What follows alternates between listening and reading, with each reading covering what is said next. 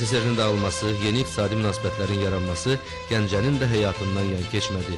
Şəhər iqtisadiyyatı tənəzzül dövrünə qədəm qoydu. Müstəqillik dövründə Gəncənin yenidən öz tarixi görkəmini bərpa etməsi Heydər Əliyevin adı ilə bağlı oldu.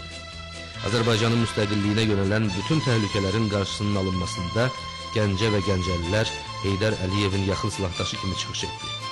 Gəncəlilər Heydər Əliyevi, Heydər Əliyev də onları qorudu.